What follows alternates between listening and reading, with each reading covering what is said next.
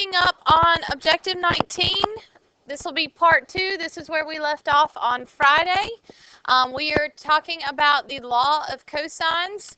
I'm going to flip back just to the formulas. If you have not watched the video and need to copy down the formulas real quick,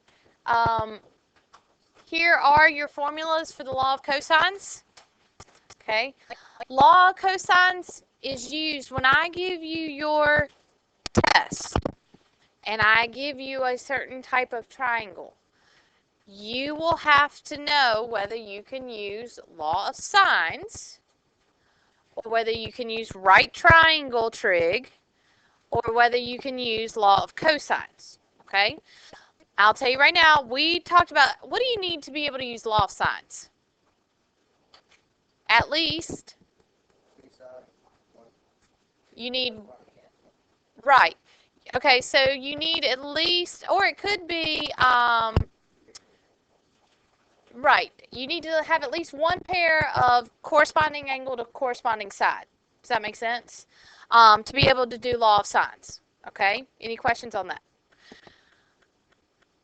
Here are some options when you do side angle side, or when you do side side side. When you have side side side, when I give you 3 sides, obviously you don't have a corresponding angle inside. Does that make sense? So when I give you 3 sides, you will have to start with law of cosines. Okay? Then you could possibly go into the law of sines after that. Does that make sense? Once you get a couple pieces of information, we decided on Friday that it was probably a little easier to go into law of sines once you get enough information, because what do we know about these formulas for law of cosines? They're a little bit bigger. They're not complicated, but they're just longer. Does that make sense? So law of sines might be a little easier once you get enough information. And then here, this would be side angle side, meaning you have 2 sides with an angle in between, meaning the angle is missing its corresponding side, the one angle that you have.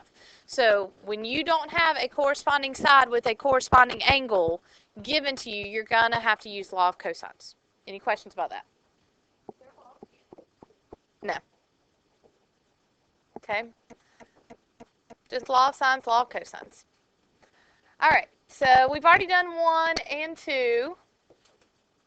And I left off on 3, and everybody copied this down, and I encouraged you to go ahead and solve it. If you haven't, let's start with it, and we'll go from there. Okay, so I'm going to draw my triangle.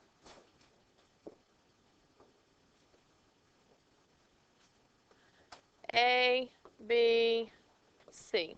We know angle A is 46.5.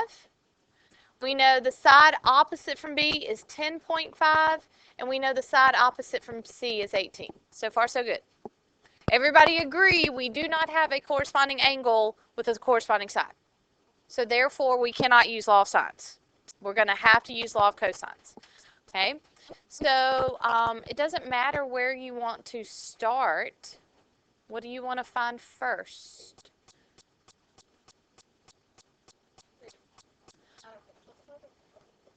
So remember, I want you to go back to your formulas. All formulas have, like, they have one angle, either angle A, angle B, or angle C. All of them have all 3 sides. Okay? So someone said, let's find B. Does that make sense? So if we're looking for angle B, which formula would you have to use? First one, second one, or third one? The second one, okay. But my question is do we have all 3 sides? So how many missing pieces would you have out of that formula? 2. Could you solve for that? No. Do you understand? You got to have everything you need except for one missing piece of information in order to solve. So my thought is this. When you're given like an angle, what angle do we have? I think we're going to have to use this because we've got angle A, yes, check. What else do we have? We've got which 2 sides? You've got B and C, right? So which missing piece would you be searching for? A. So I think you've got to use that one first. Do you understand why? Yes, no, maybe so? All right, so I think we need to find A first, okay? So A squared equals B squared plus C squared minus 2BC times the cosine of angle A. Okay, so we're searching for A. Let's plug in. What's B? 10.5 plus C is 18 minus 2 times 10.5 times 18 times the cosine of 46.5. So far, so good. I think in this case, what do you think we could do with all of that since it's all there together, since we're not solving? Could you put this all in your calculator, all in one shebang? I actually think you could, because why? There's no variables to solve for. Remember the other day, you had to go ahead and square this, you had to go ahead and multiply that, but then we had to move stuff over. But this is all on one side. So I think in your calculator, you could put in 10.5 squared plus 18 squared. Got the calculator?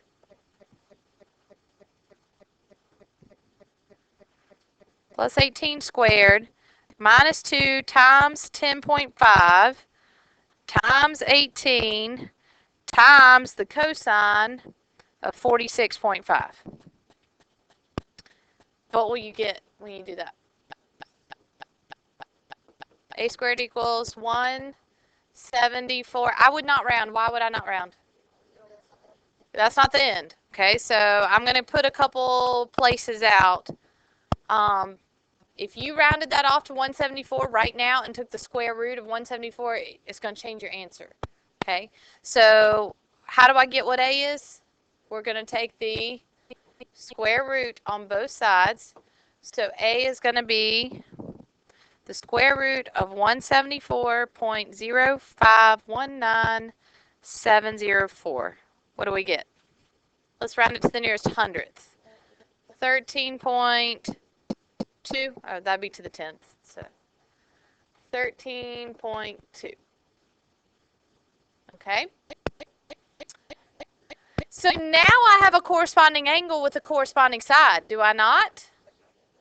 Okay, so can we do the law of sines? Would you rather do the law of sines than the law of cosines?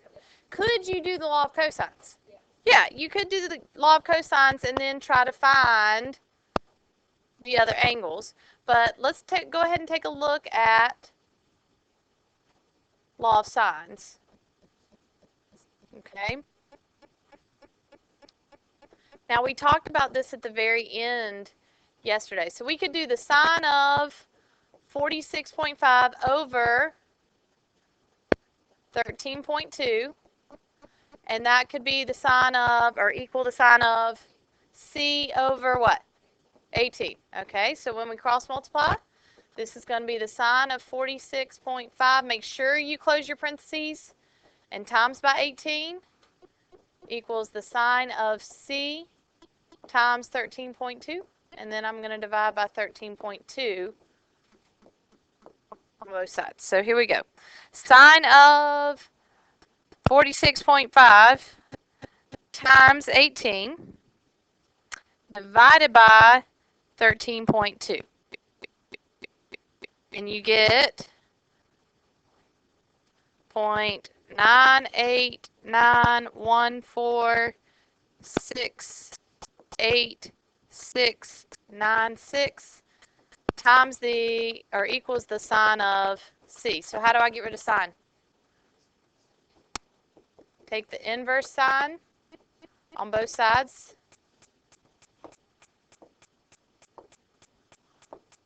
And so if I take the inverse sine of 0.98914686696, I get how much? What's C? 81.6 degrees. All right, so that would be C, 81.6 degrees. Now, What did I tell you as we left off the other day? That second angle we find, it could be another option, like our ambiguous cases. You with me? Let's check and see if it makes sense or not, okay? So how do I get that second option? If you have 46.5, what would that 180 minus 81.6, and that's 98.4, okay? So let's think about this real quick. If I took everything I already have, you know, let's go ahead and finish this out. What would this, if we took the first angle, what would that angle be? Now that we know two angles, you can just add them and subtract them from 180. What would this angle be? 51.9 degrees. Okay. What if I took the second option? Okay, so what would it be? What would the third angle be? 180 minus 98.4 minus 46.5. 35.1. Does everybody agree with those numbers? Are you just sitting and watching me going, Does everybody agree with those numbers? All right. So can I tell you about my favorite thing to watch as a child? So I was a lover of Sesame Street, okay? And I know y'all think this is crazy, but they used to have the little Muppets come on, and they put three things up. They put like 3 vegetables and a fruit. And they'd sing a little song, and they'd say, which one of these things just doesn't belong? Do, do, do, do, do. Does that make sense? I'm not recording. So only one triangle is going to make sense. Which triangle doesn't make sense? The first one. Why the first one? So does the second one make sense? Yes. So in this case, we can only take the second option, because if you look at it, let me go back. If you look at it, the smallest side is 10.5. What's our smallest angle? So that one doesn't make sense. So this is going to be your next option. Okay? So listen to me carefully. When you have one angle and you find your second angle, you got to check your ambiguous case. One of the two will work and one of them won't work. Do you understand that?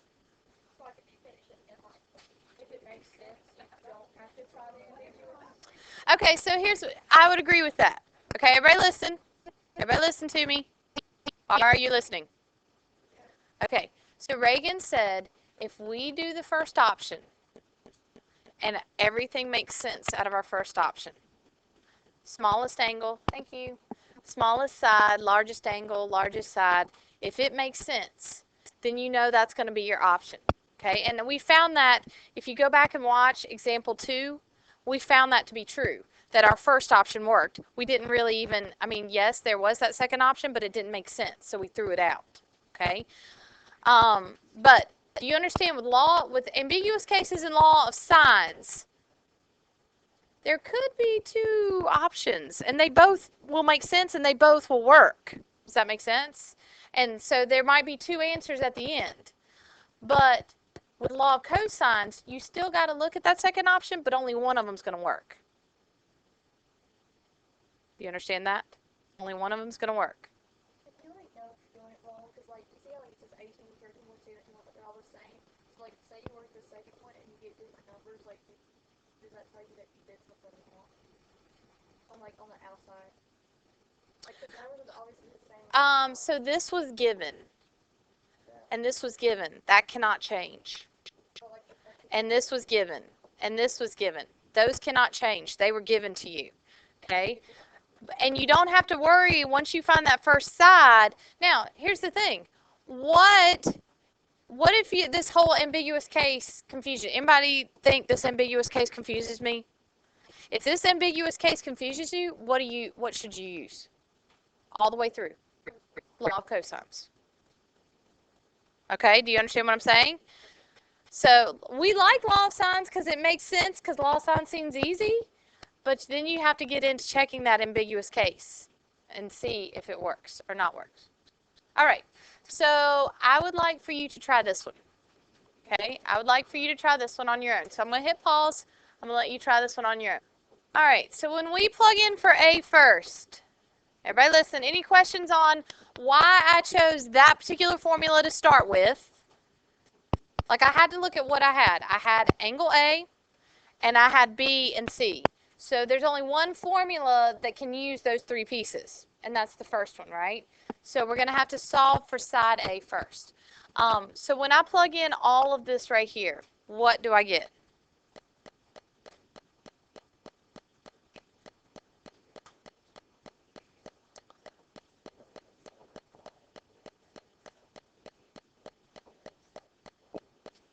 Hold on, 0758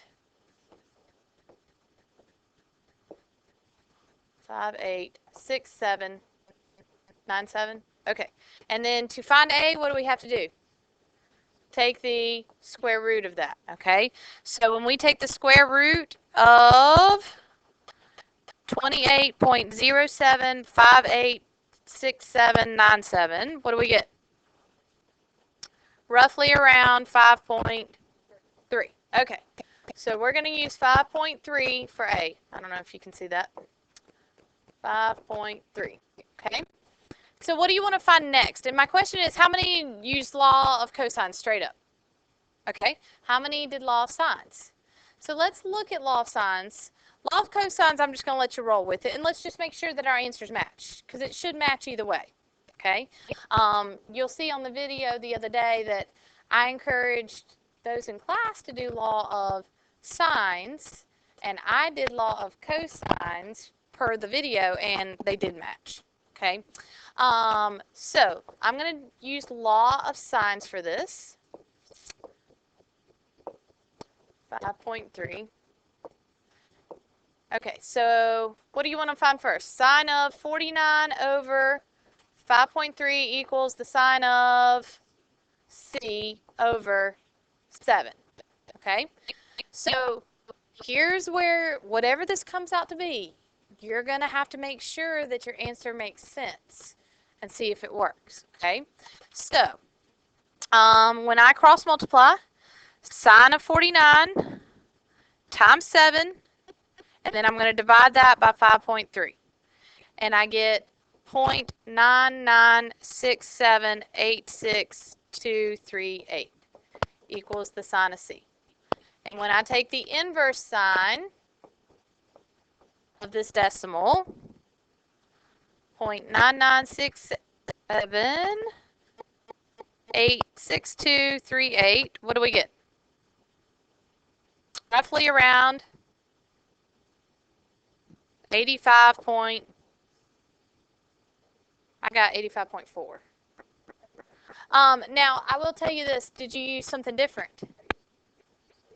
Okay, so what did I tell you? If you use sine versus cosine, it's going to be slightly off. If you find B first and then find C, it'll be slightly off, okay? So how about I meet in the middle? How about I go 85.5? Is that good? Fair trade? So again, if you are in the ballpark, I will give you credit. I'm not going to, and I told them the other day, unless we are all solving it the exact same way and we're all coming up with the exact same answers, I'm not, the rounding, if you're in the ballpark, you'll be there, because depending on which way you did it, it's going to throw you off just slightly. Okay, so I got 85.5. Now, let's look at C. What would C be then? 45.5. Now, let's look. Oh, I put it in the wrong place. Thank you. You're right. 85.5, so this would be 45.5, depending on how we rounded. Okay, so let's look. Does our answer make sense? Yes. So do I need to look at that second option? Now, you know, huh? And that's great. So, I mean, but that's what I wanted to tell you. So we know that this option makes sense to us, that the largest angle is opposite from the largest side and smallest angle is opposite from the smallest side, vice versa. So this answer makes sense. So I don't need to look at the second option. There is a second option, but that option's not going to make sense, and you'll end up crossing that option out. Okay? Let me ask you though, what if you did this whole thing and you used law of sines, so you knew you had to check that ambiguous case, and this option didn't make sense? How would you know which angle to go back to get the ambiguous case? The first one you solve for, which would be what? Which would be C. Does that make sense? You'd have to go back to that one. Does that make sense? It's actually the second angle, but it's the first angle that you end up solving for. Okay? It could, in this case it could, but I'm talking in general law of sines. Law of sines, it's got to be the first one. When you're using it with law of cosines, in this particular example, it really wouldn't matter. But I don't want to be like, it doesn't matter at all, and then it does matter. Does that make sense? Generally, it's the first one you solve for. You take the opposite of that one. Okay? All right. Let's look at this. I'm going to introduce this to you. And this will be our last example. We're going to look at a word problem. Okay? And we're going to talk about navigation. You need to know this definition, so please make sure you copy this down. Okay? Because this is important. When I say your bearing is 26 degrees, you know, when we did angles of elevation and angles of depression, what did those always, the angle is made with what? The horizontal, right? Angles of elevation and angles of depression. It had to be made with the horizontal. When I talk about your bearing, okay, you are bearing 26 degrees northeast. Well, that is an acute angle, and it's coming from the vertical. So instead of coming from the horizontal like we were used to, it's coming from north and south. Does that make sense? So for example, if I said we are going to bear, I don't know, 30 degrees northwest. You follow me? So I'm right here. Here's my north, south, east, and west. And I'm going to go, first of all, which direction am I going if I'm going northwest? North and west, so I'm going to go this way, right? Okay. Whoops. It's going to be okay. It's going to be okay. Okay, there we go. Northwest. And if I say I'm going I'm going to bear, or my bearing is 35 degrees, which angle here is 35 degrees? The bottom one or the top one? This is 35 degrees because what did I say the angle's made with? It's made with your direction in which you're traveling, so it's made this one, but it's also made with the north and the south. So it's going to be made with this guy right here. So this angle right here is 35 degrees. Does that make sense? My question is, how would I figure out this angle? You're going to subtract it from 90. But do you understand what I'm saying? When I talk about bearing, I'm making that angle with the north and south, with your y-axis. Okay, with the north and the south. So I want you to understand that. Okay? All right. So you do not have to copy all of this down. Maybe just make a couple of notes. So what I'd like for you to do is I want you to read it and try to draw it. Okay, and then I'm going to help you draw it, but you're only going to know if you can draw this correctly if you try it. And then if you make a mistake, then I'll help you fix it. Okay, so let me give you a second to read it and try to draw it. All right, so we're going to talk about how to draw our word problems. So please, you guys have the actual problem in front of you, so help remind me of the numbers. I do know that it said first thing is we're at an airport, okay? So here's my, I'm going to say AP. There's my airport, okay? And we know by directions, this would be north, south, east, and west, okay? And it says I'm going to travel northeast at 20 degrees, okay? So I know I'm going to be going in this direction. So far, so good. Northeast. The question is, where is the 20 degrees? It has to be made with the direction we're traveling. Which color line is that? Black. And with the, which line? Which direction? The vertical line. So I know that this angle is 20 degrees. It cannot be made with the horizontal. When you did angles of elevation and angles of depression, you made your angle with the horizontal. But now we are making our angles, when we're talking about direction and bearings, we're making them with the vertical. Okay, does everybody understand that? Okay.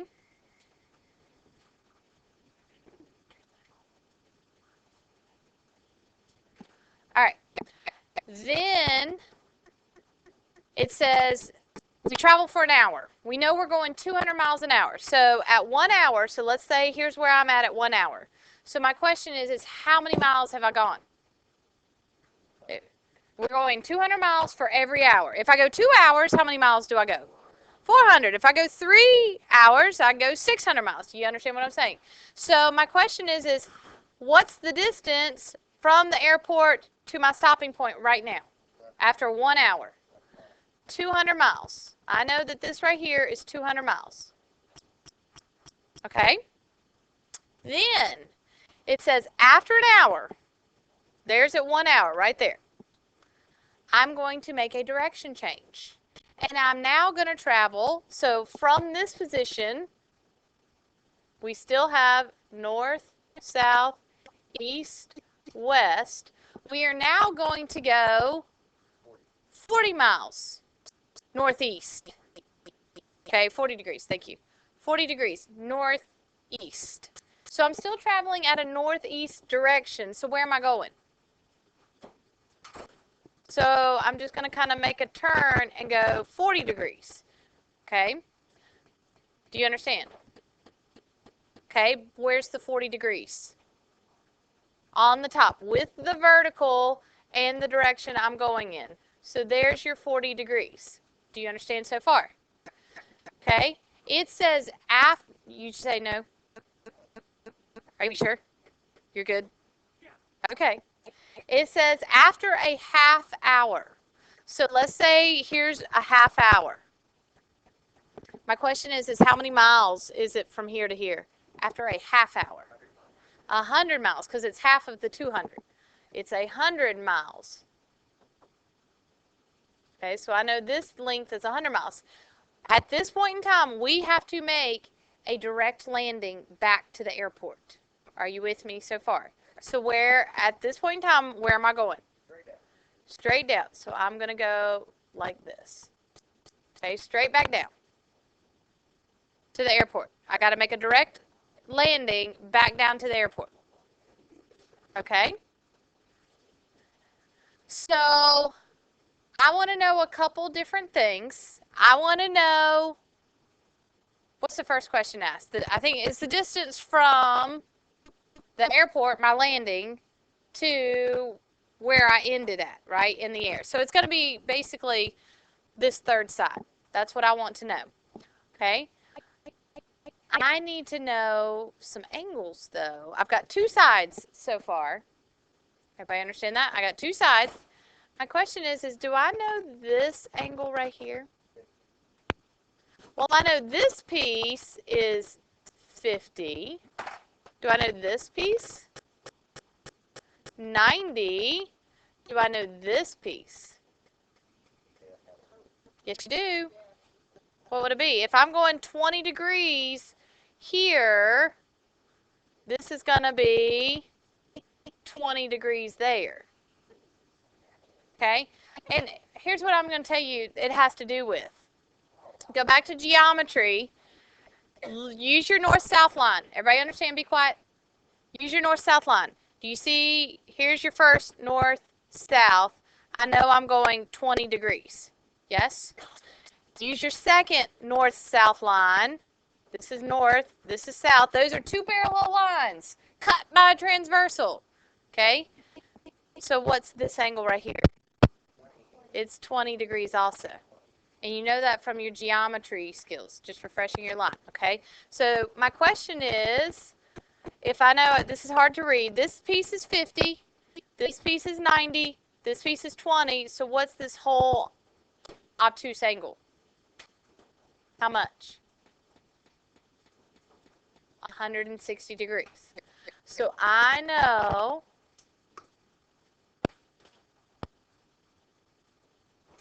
that this is going to be 160 degrees right here, okay? So I want you to, I'm going to pause it. I'm going to let you think about it. I want you to use your, you've got angle, or side, angle, side. You got the 200, you got the 160, and you got the 100 of your triangle. I want you to use your law of cosines, and I want you to find, why don't you go ahead and solve that triangle for me? Does that make sense? Solve everything on the inside.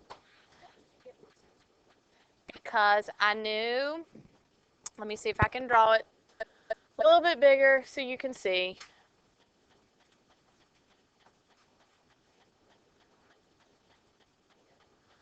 So I knew that if this is 40, what do I know this piece is? This is 50. I knew that this piece is 90, and I knew this line over here, I knew this piece because this was 20 and these are two parallel lines, that this piece over here would be 20 as well. So what did I do to find that whole angle? I added all that up together. Okay. All right, I'm going to pause it and you solve the triangle for me. Find me these two angles and find me the missing side. Use your law of cosines. All right, you should have ended up with a length of 295.95.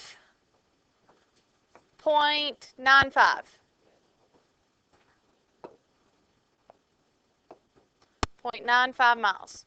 Okay?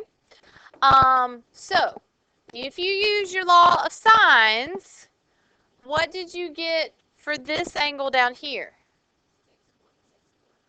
6.64 degrees. And then this angle would be 13.4 or 36. Okay, either way, degrees. Any questions on anything you need to see? You didn't get those angles, you didn't get those sides. So you're able to solve it using the law of cosines. The question is how do we answer the questions, okay? So if I go back to my questions right here. All right, the first question says, find the distance between the airport and the final landing point, okay? So that distance, I feel like this should say, and maybe we drew it a little differently, landing point or ending point in the sky is what I want to say to it. So really it's going to end up being this distance, okay? Like here's where we landed or here's where we ended, and then we had to make an immediate descension down. Does that make sense? And find that distance, okay? So it's going to be 295.95, okay? The second one says find the bearing. When it's asking for a bearing, what's it asking for? The angle that it is between the airport and where we landed. Well, we landed here, right? We're landing on this line, correct? Okay. Where's the bearing going to go to? Bearing is always made with the vertical. So let me do a green. So from this line to the vertical, so how am I going to get that bearing? I'm going to add those together and get 26.64, 26.6 degrees. Okay? Does that make sense on, no, 6.64. Okay? All right, so we're going to take a look at more word problems, but later. I think you've had enough word problems for today. We're going to go back and just look at triangles with law of cosines. Make sure you get good at that first, and then we'll look at word problems another day. I just kind of wanted to introduce it to you today.